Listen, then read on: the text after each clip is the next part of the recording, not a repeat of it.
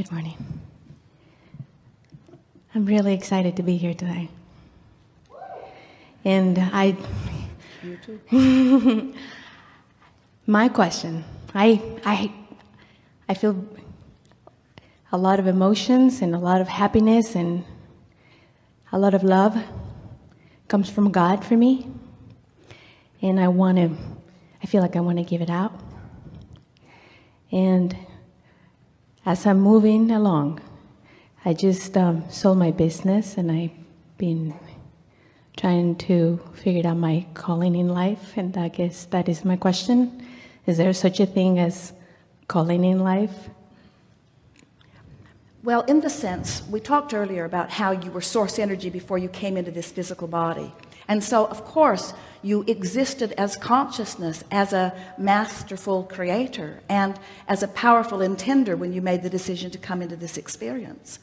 And now that you are here in this body as a part of that consciousness, you are exploring and coming to more clarity about who you really are and what you're really wanting. And so it would be accurate to say that even before you came into this physical body, that you had very clear intentions about being an uplifter, about assisting others, about living life on purpose, about being a deliberate creator, about fulfilling your life's purpose, about understanding your guidance system, about coming into alignment. Because before you came into this physical body, you understood all of those laws of the universe. You held holy your understanding of your own worthiness. You didn't feel like you were someone coming to be tested or someone to prove some sort of worthiness. You knew that you were a masterful creator coming into an environment that would inspire you to your specific desires and purposes.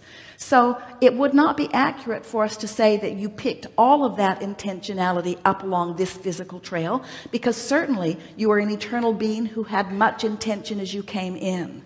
But the intention that you found along your physical trail and what you've put into your vortex, that really is that purpose that is calling you.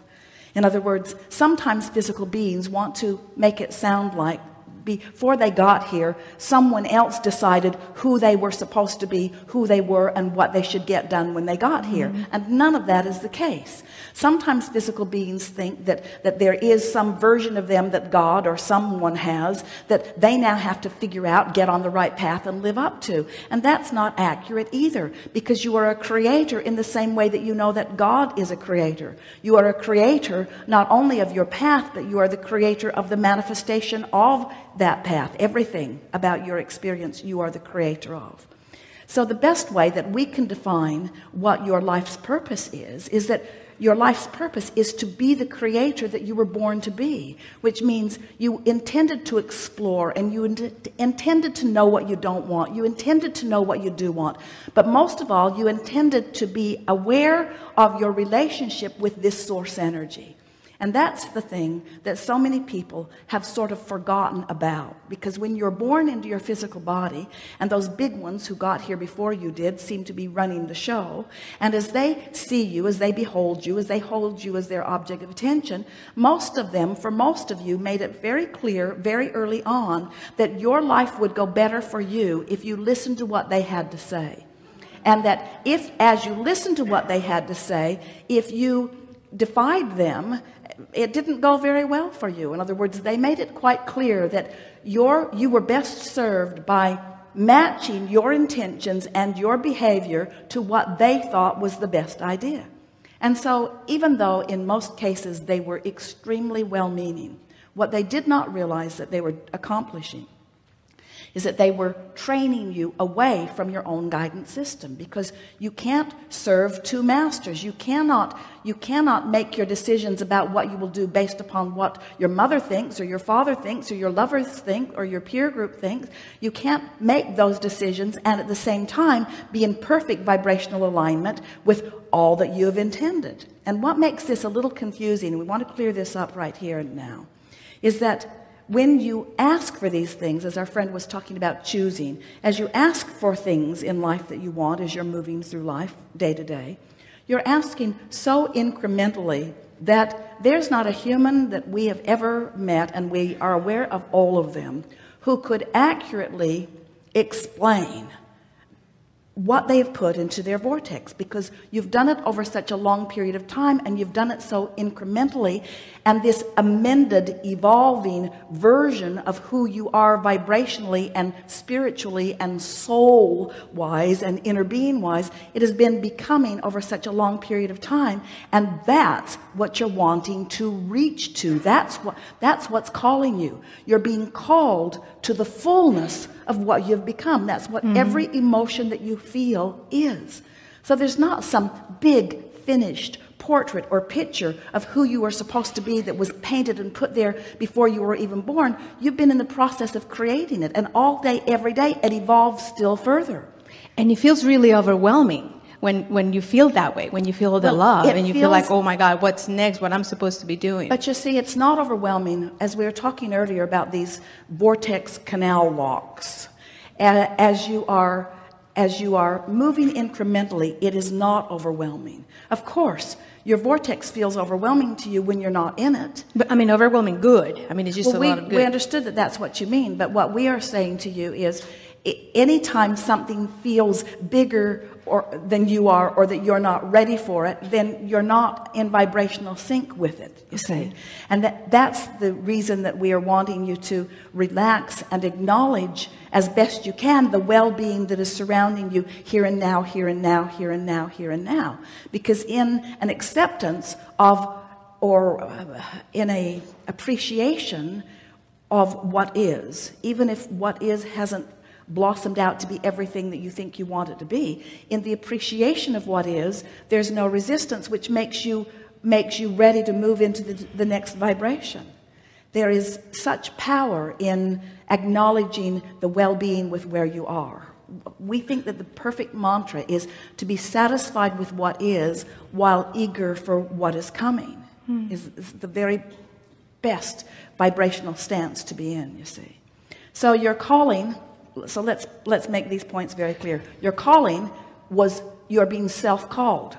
You're being called by your broader self. But who created that broader self? You did. So you're being called by you. It's important to understand these vibrational aspects of yourself. We've used over the years the analogy of the guidance system, that a part of you already is where you want to be and is always offering that signal. And by feeling for it, and bit by finding it, you not only find comfort and satisfaction and ease and clarity and exhilaration, but you also find the vibrational stance that then allows the cooperative universe to yield to you the path and all of the details to all of the manifestations of all of the things that you want. Humans often think that they are here to create things, even empires, or even movements, or even manifested things. And while all of that certainly is part of this spiritually based exploration into the expansion of who you are, what you really are the creator of is you. And so when you accept that both parts, the non-physical, the vibrational part, and the physical manifestational part of you are you, and that your emotions hold the key to the alignment between them, now you can be very clear about where you stand in any moment in time. Now there is no confusion about anything, you see. Helpful? Yes. So if we say to you, so what is your path? What did you get from what we just gave you? What is your path? Being me, living in the now, creating today what I want to create, because I'm the only creator from the beginning till the end. So what we said to you is, your path is to know what you don't want, to know what you do want, to send the rocket, to be the non-physical inner being who becomes, who holds the consistent vibrational stance, so that the law of attraction can respond and all the cooperative components are gathered. And then your work is to come into alignment with that. So what is your path? It's interesting, isn't it? What is your path? Is it your path to know what you don't want? Yes. Is it your path to sometimes be negative because you are standing outside the vortex? Yes. Is it your path to know the difference between what feels not good and what feels better? Yes. Is it your path to send off these rockets of desire? Yes. Is it your path to feel the emotional difference between who you really are and who you're letting yourself be? Yes. Is it your path to find the best feeling thought that you can find? Yes. Is it your path to acknowledge that you feel better now? Yes. Is it your path to stay in the vortex forevermore? No. Is it your path to get out there and mix it up so that you launch more rockets? Yes. Is it your path to eternally become? Yes. So therefore, is it your path to sometimes know what you don't want? Yes.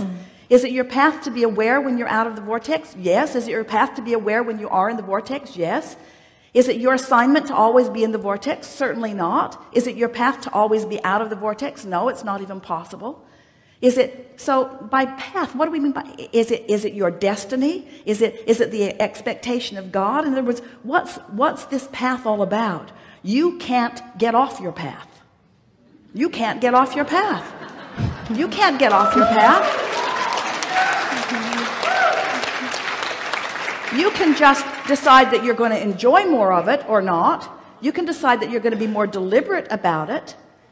You see, you could not know anything about this. You could not know about vibration. You could not know about emotion. You'd just be out there mixing it up, and you're still launching rockets into your vortex all day, every day. You're still becoming. And we promise you, when you have your croaking experience, you will allow all that you've become. We just don't think you should have to croak to be deliberate about your creating. And we've noticed, as we have been participating with so many of you, that when you know what you don't want, and then you define what you do want, and then you deliberately talk about what you like best about what you do like, and you acknowledge consciously that you have activated in your vibration purposefully the vibration of what you do want, and you become so sensitive to your emotions that you are really aware when you're out of the vortex and you're in the vortex. So you are deliberately holding yourself in consistent or more consistent alignment with all that you are, so that you're friskier, you're more robust, you're more clear, you have more vitality, you're more sure-footed, you have better timing, you're rendezvousing with more of the things that you want to rendezvous with, you're just in love with life. We've noticed that when you are deliberate about it in that way, and only when you're deliberate about it in that way, does the manifestation of it really please you. Because then, oh, think about the ship in the locks of the canal. Then you're in the place to receive and feel it fully. Have you ever had a conversation with someone who just wasn't getting you? Yeah. And you were so worth getting. Oh, yeah. You had such a good point. You were making such a good point, and you so wanted them to get it, but they weren't getting it because they weren't ready for the vibrational blowback experience that you were giving them. They weren't ready, you see. And so when you deliberately prepare yourself, there is a satisfaction in remembering that you knew what you didn't want, and remembering that you launched a rocket, and even recalling that you weren't all the way up to speed with it, and then remembering the thoughts that helped you to click in, and then remembering the improvement that you began to feel, and beginning to remember how much happier you were feeling, and then to begin to watch this cooperative universe at your beck and call yield to you the incremental details of things that would satisfy and delight you. Friends, that is where the feeling of worthiness comes from. In other words, that feeling that so many are yearning for, that's that feeling. It's that feeling of knowing your capability, knowing your value, knowing that you're in the right place at the right time, knowing that you can't get it wrong, knowing that you're right on your path, knowing that you are eternally expanding, and most of all, knowing that you get this emotion thing, knowing that you get the vibrational part of it, knowing that you're molding the clay of energy, the clay of vibration, and that you're playing it just right, and that you're winning again and again. You're winning. You're winning because you're consciously involved in the forward motion of your own life experience. And you reach the place where it doesn't matter to you what one other person on the planet is doing or thinking about what you're doing. Because all of that is irrelevant. All that is relevant is your relationship with the powerful becoming that you cannot stop, no matter how hard you might think you could try. You can't get off your path. Yes. Good to know. Thank you.